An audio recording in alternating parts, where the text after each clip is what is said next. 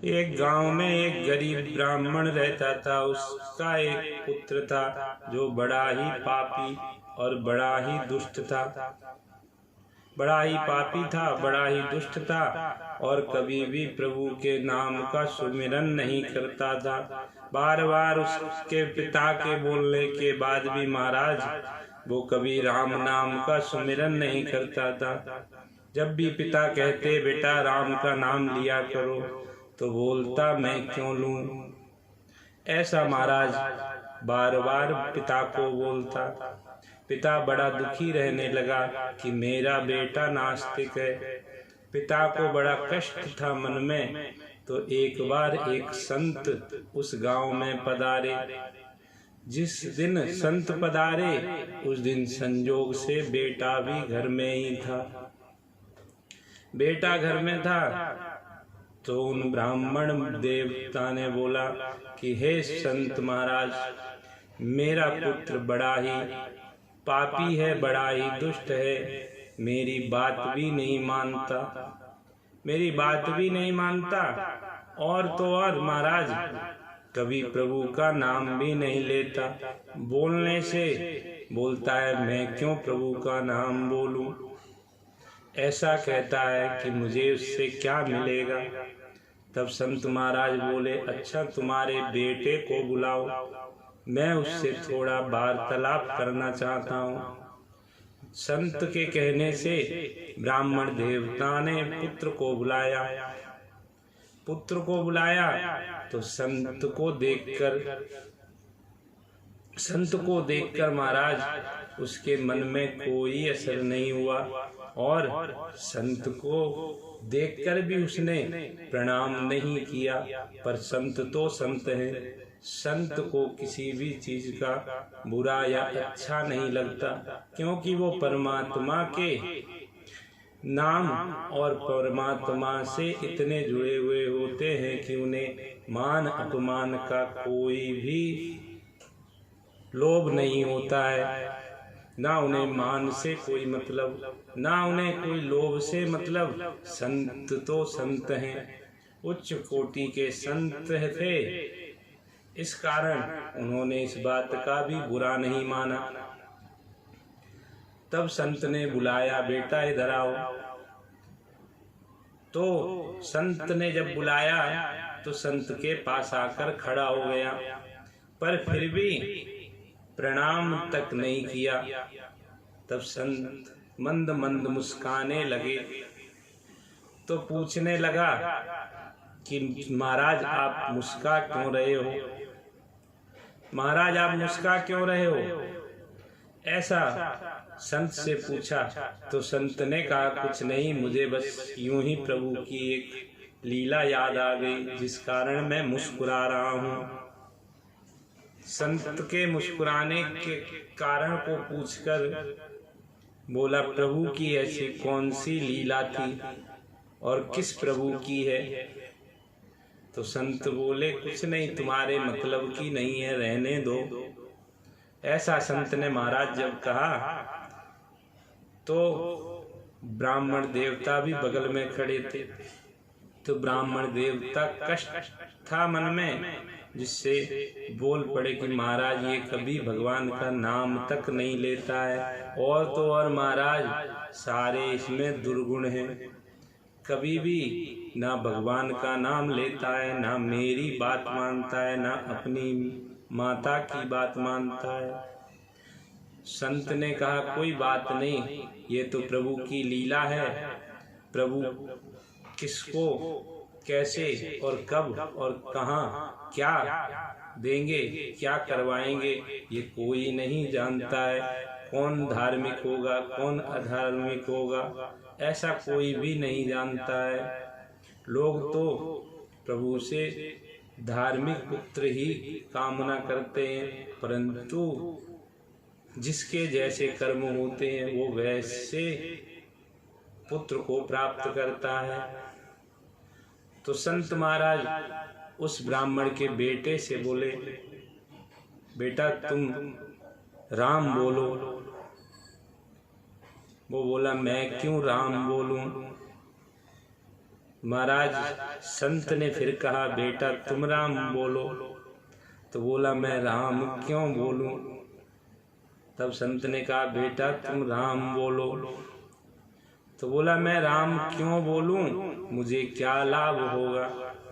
ऐसा संत से प्रश्न करने लगा। महाराज संत से ऐसा प्रश्न किया तो संत बोले, बेटा तुम पहले एक बार राम बोलो। बोला, नहीं, मैं क्यों राम बोलूं, ये तो मुझे समझाएं महाराज। जब संत ने कहा कि तुम राम बोलो तो संत से प्रश्न करने लगा। क्या प्रश्न कर रहा है महाराज? कि पूछ रहा है, मैं राम क्यों बोलूं, मैं राम क्यों बोलूं, ऐसा प्रश्न कर रहा है। फिर भी संत ने उससे पुनः कहा कि बेटा तुम राम बोलो। तब उसने बोला कि मैं क्यों राम बोलूं? संत बोले, हो गया काम, सदा सुखी रहो, ऐसा आशीर्वाद दिया और चले गए। धीरे धीरे उस बालक की उम्र होती गई और एक दिन यम के दूत से लेने आ गए। यम के दूत जब लेकर गए तो ऊपर यम लोक में जाकर यमदूतों ने यमराज के दरबार में प्रस्तुत कर दिया। तो यमराज ने चित्रगुप्त से पूछा कि हे चित्रगुप्त, इसने अपने जीवन काल में कोई सदकर्म किया है तो बताओ, और कितने पाप किए हैं ये भी बताओ। तब चित्रगुप्त बोले, महाराज इसने तो पूरे जीवन काल में कोई भी सदकर्म नहीं किया है, ना ही भगवान की कथा सुनी, ना ही भगवान का सत्संग किया, ना ही कभी भगवान के मंदिर तक गया, और तो और महाराज कभी भगवान की शोभा यात्रा तक को प्रणाम नहीं किया। ये तो महाराज बड़ा ही पापी है, इसने कभी कुछ नहीं किया। तो यमराज बोले कि एक बार ठीक से देख लो, 100 पापियों को दंड मिल जाए पर एक पुण्य आत्मा को दंड नहीं मिलना चाहिए। तब चित्रगुप्त ने बार बार खाता पलटा। खाता पलटते पलटते दिखा कि एक बार इसने राम का नाम लिया है। महाराज चित्रगुप्त ने खाता पलटा और देखा कि इसने एक बार राम का नाम लिया है। तब चित्रगुप्त बोले, हे महाराज, इसने सिर्फ पूरे जीवन काल में सिर्फ और सिर्फ एक बार राम का नाम लिया है, वो भी एक संत के कहने पर। बार बार उसने कहा कि राम बोलो, बार बार इसने प्रश्न किया। उसके तत्पश्चात भी प्रश्न ही कर रहा था, अनायास राम का नाम इसके मुख से निकल गया। अनायास इसके मुख से राम का नाम निकल गया। तो महाराज पूरे जीवन काल में इसने सिर्फ एक बार राम का नाम लिया। तो यमराज बोले, बताओ तुम पहले पुण्य भोगोगे या पापों का दंड भोगोगे? यमराज ने कहा कि पुण्य भोगोगे या पापों का दंड भोगोगे? तो बोला, तब वो विचार करने लगा कि महाराज मैंने तो जीवन भर पाप ही पाप किए हैं, कोई सदकर्म नहीं किया है। तब वो यमराज को भी प्रश्न कर रहा है। क्या प्रश्न कर रहा है महाराज? यमराज को पूछ रहा है कि मैंने जो राम का नाम लिया उसका क्या फल है, ये मुझे समझाइए, और उसका क्या पुण्य है ये भी बताइए, और उस पुण्य के फल स्वरूप मुझे क्या सुख सुविधाएं यहाँ मिलेंगी ये भी बताइए। ऐसा पूछ रहा है कि मुझे यहाँ क्या क्या मिलेगा और क्या क्या सुविधाएं मिलेंगी। मैंने पूरे जीवन काल में एक बार सिर्फ राम का नाम लिया है, उस राम के नाम की क्या महानता है ये मुझे बताइए, और उसका फल क्या है ये भी महाराज समझाइए। तब यमराज दाढ़ी को नोचने लगे और विचार करने लगे कि राम प्रभु के नाम की महिमा तो मैं जानता नहीं हूँ, पर प्रभु के नाम की महिमा तो होती ही है, और महिमा भी बहुत है।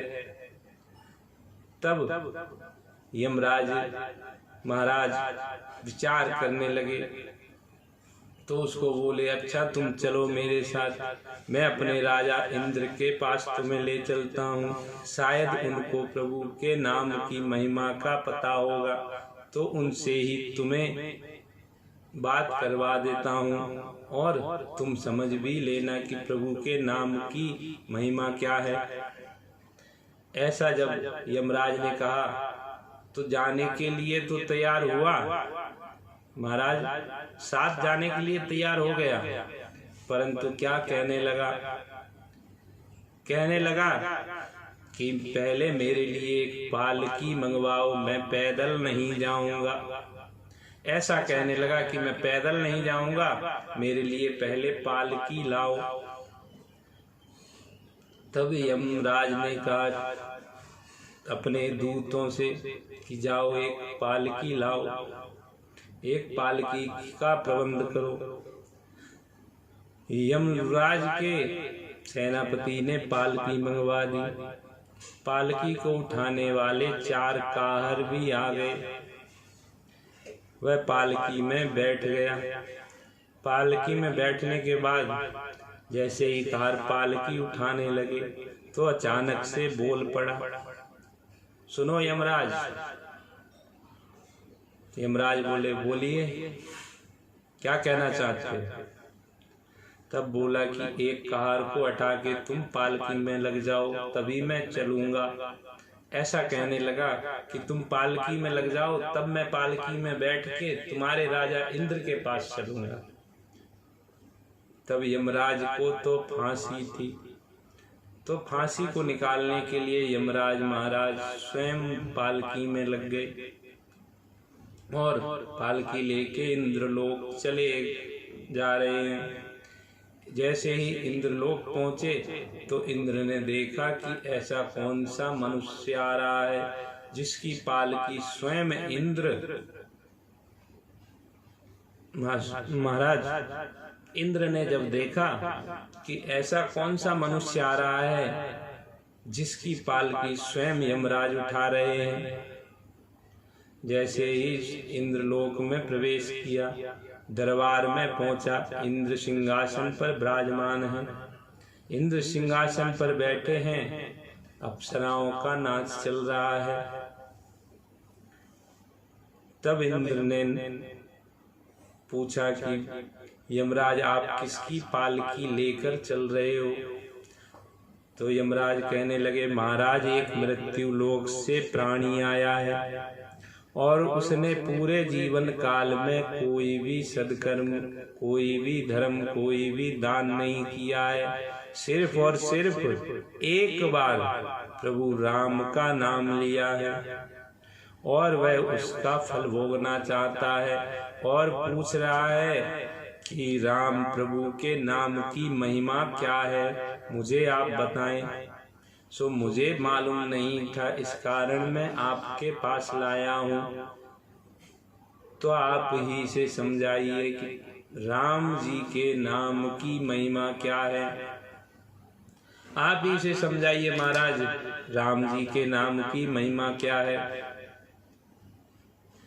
इंद्र भी सोच में पड़ गए कि प्रभु के नाम की महिमा तो मुझे भी नहीं मालूम है, पर महिमा होती है ये मुझे मालूम है, पर क्या महिमा होती है ये इंद्रदेव को भी नहीं मालूम है। इंद्रदेव भी सोचने लगे कि क्या कहूँ। तब इंद्रदेव बोले, महिमा तो प्रभु के नाम की बड़ी ही है, पर मुझे याद नहीं कि क्या महिमा है। शायद ब्रह्मा जी को पता होगा, शायद ब्रह्मा जी को पता होगा। हम सब मिलकर ब्रह्मा जी के पास चलते और ब्रह्मा जी से ही पूछेंगे कि प्रभु के नाम की महिमा क्या है और उसका फल क्या है और उससे क्या सुख भोगने को मिलते हैं, ये आप मुझे महाराज बताएं। जब इंद्र ने कहा कि चलो ब्रह्मा जी के पास चलते हैं और ब्रह्मा जी से प्रभु के नाम की महिमा पूछेंगे, तो महाराज जैसे ही काहर पालकी उठाने लगे तो 3 कहार लगे हुए थे और एक यमराज स्वयं लगे हुए थे। तो फिर बोल पड़ा, क्या कहने लगा, सुनो, क्या सुनो? इंद्र से बोला कि मैं तभी ब्रह्मलोक जाऊंगा जब तुम कहार की जगह पालकी में लगोगे, तभी मैं तुम्हारे साथ ब्रह्मलोक के लिए चलूंगा। तब इंद्र को भी मजबूरन पालकी में लगना पड़ा, क्योंकि प्राणी को राम प्रभु के नाम की महिमा जो समझानी थी, उसके पश्चात उसको दंड भोगने के लिए भी भेजना था। तो इंद्र स्वयं पालकी में लग गए महाराज, और पालकी लेकर चलने लगे ब्रह्मलोक की ओर। ब्रह्मलोक की ओर जब चलने लगे, जैसे ही ब्रह्मलोक में पहुंचे तो ब्रह्मा जी अपने आसन पर विराजमान हैं। ब्रह्मा जी ने देखा कि एक पालकी आ रही है और उसमें देवताओं के राजा इंद्र स्वयं कहार बनकर लगे हुए हैं, और यमलोक के राजा यमराज भी कहार के रूप में उसमें लगे हुए हैं। ऐसा कौन सा प्राणी आ गया जिसने इंद्र और यमराज को कहार बनाकर पालकी में लगा रखा है? जैसे ही ब्रह्मलोक में पहुंचे महाराज, ब्रह्मा जी को सारा वृतांत बताया तो ब्रह्मा जी भी सोच में पड़ गए कि पता नहीं प्रभु के नाम की महिमा क्या है, मुझे भी स्मरण नहीं है प्रभु के नाम की महिमा क्या है और उसका पुण्य क्या है। जब उस व्यक्ति ने कहा, महाराज तो तुम व्यर्थी मुझे यहाँ ब्रह्मलोक लेकर आए, इन्हें तो मालूम ही नहीं है। तब ब्रह्मा जी बोले कि नहीं नहीं, चलो मैं तुम्हें एक जगह ले चलता हूँ, वहां उनसे पूछेंगे। आदिदेव शंकर जी जो प्रभु का नाम सदा सुमिरन करते रहते हैं, शायद उनको तो प्रभु के नाम की महिमा पता ही होगी। तो चलो मैं तुम्हें वहां ले चलता हूँ। फिर कहार पालकी उठाने लगे। अब महाराज इंद्र लगे हुए थे, यमराज लगे हुए थे और 2 कहार पीछे लगे हुए थे। जैसे ही पालकी उठाने लगे तो फिर बोल पड़ा और क्या कहने लगा, सुनो, मैं तभी जाऊंगा जब ब्रह्मदेव आप स्वयं मेरी पालकी को उठाएंगे। जब ऐसा कहा तो ब्रह्मदेव भी पालकी में लग गए महाराज, और पालकी लेकर चलने लगे। और जैसे ही कैलाश पर्वत पर शंकर जी के समीप पहुंचे तो शंकर जी को भी सारा वृतांत बताया, और शंकर जी से बोले, महाराज इस प्राणी ने पूरे जीवन काल में एक बार प्रभु राम का नाम सुमिरन किया है। सुमिरन भी नहीं महाराज, सुमिरन भी नहीं किया है, केवल एक संत के कहने पर इसने उनसे प्रश्न के उत्तर में भूल से राम का नाम लिया है। तब शंकर जी बोले, अच्छा ये तो बड़ा ही पापी है। महाराज शंकर जी ने कहा बड़ा ही पापी है, तो मुस्कुराने लगा। तब शंकर जी ने कहा क्यों मुस्कुरा रहे हो? कुछ नहीं महाराज, आप तो ये बताओ कि राम प्रभु का नाम लेने का जो पुण्य फल है वो क्या है, और प्रभु के नाम की महिमा क्या है, ये मुझे समझाओ। तब शंकर जी भी विचार करने लगे कि मैं पूरे जीवन काल में प्रभु का नाम सुमिरन करता रहा, पर मुझे भी नहीं मालूम कि प्रभु के नाम की महिमा क्या है। शंकर जी विचार करने लगे तो वो उत्सुक होकर बार बार पूछने लगा, हे बाबा आप तो जल्दी बताओ, मैं कब से पालकी में घूम रहा हूँ, कम से कम मुझे पुण्य भोगने का अवसर मिला है, पहले उन्हें भोग लूं, फिर दंड तो भोगता ही रहूंगा। जब बाबा से महाराज बोला कि मुझे बड़ी ही बेचैनी हो रही है पुण्यों को भोगने के लिए, क्योंकि मैंने पूरे जीवन काल पाप किए और लोगों को कष्ट दिया, सिर्फ यही किया मैंने। तो महाराज पुण्य बता दीजिए जिससे जल्दी मैं पुण्यों का भोग कर लूं, उसके पश्चात पापों का दंड भी भोगूंगा। तब शंकर जी विचार करने लगे कि पता नहीं प्रभु के नाम की महिमा क्या है। शंकर जी बोले कि बेटा मुझे तो स्मरण नहीं है कि प्रभु के नाम की महिमा क्या है, पर बैकुंठ में बैठे श्री हरि विष्णु से जाके पूछते हैं, उनको अवश्य पता होगा कि प्रभु के नाम की महिमा क्या है। जब शंकर जी ने कहा कि बैकुंठ में श्री हरि विष्णु से जाकर पूछते हैं कि प्रभु के नाम की महिमा क्या है, तब वह बोला कि अच्छा ठीक है, चलो बैकुंठ ही चलो। जैसे ही बैकुंठ के लिए पालकी उठाने लगे यमराज, ब्रह्मदेव और इंद्रदेव, तब एक कार लगा हुआ था। तो बोला मैं ऐसे बैकुंठ के लिए नहीं जाऊंगा। तब सब सोचने लगे कि अब क्या हुआ।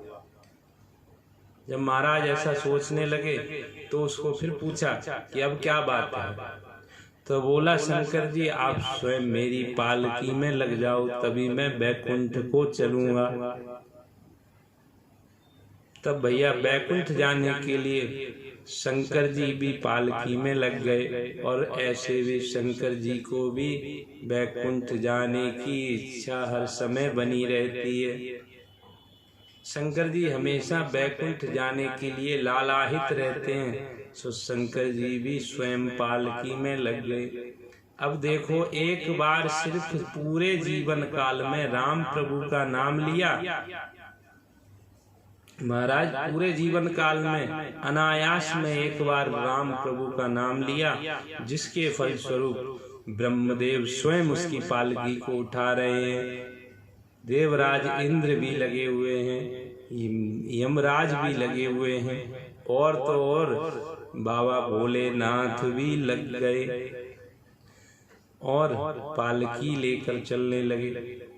जैसे ही बैकुंठ में प्रवेश किया तो भगवान श्री हरि विष्णु शेष शैया पर लेटे हुए थे, और माँ लक्ष्मी प्रभु के चरणों को दबा रही थी। जैसे ही देखा कि पालकी आ रही है, और पालकी आ रही है देखकर तो उतना अचंभित नहीं हुए, पर ये देखने के बाद बड़े ही अचंभित हुए कि स्वयं ब्रह्मदेव पालकी उठा रहे हैं, और तो और महाराज देवताओं के राजा इंद्र भी लगे हैं। और थोड़ी पालकी अंदर और आई तो देखा यमराज भी लगे हैं। महाराज पूरी जब पालकी अंदर आई तो देखा कि स्वयं भोलेनाथ भी पालकी को उठा रहे हैं, और उसमें एक प्राणी विराजमान है पालकी में। पालकी में एक प्राणी बैठा हुआ है, और उसकी पालकी को स्वयं ब्रह्मदेव और देवराज इंद्र, यमराज और बाबा भोलेनाथ अपने कंधों पर उठा कर ला रहे हैं। जब भगवान ने ये देखा तो बड़ा ही आश्चर्य हुआ।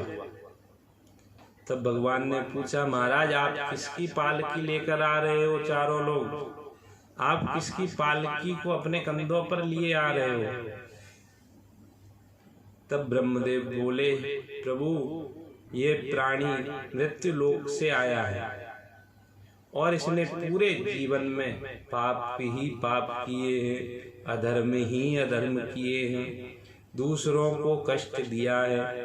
पूरे जीवन काल में कभी भी, पूरे जीवन काल में इसने कभी भी पुण्य का काम ही नहीं किया। सिर्फ और सिर्फ एक संत के कहने पर इसने उनसे प्रश्न करते हुए ये पूछ लिया कि मैं क्यों राम नाम लूं। पूरे जीवन काल में महाराज, पूरे जीवन काल में सिर्फ इसने ये पूछा कि मैं क्यों राम नाम लूं, बस इतना पूछा है। सिर्फ और सिर्फ एक बार प्रभु राम का नाम लिया है, और इसका कहना है कि राम प्रभु का नाम लेने का क्या फल है और उससे क्या पुण्य भोगने को मिलेंगे, पहले मुझे ये बताओ। तो महाराज हमें मालूम नहीं था, तो हम आपके पास आ गए सब।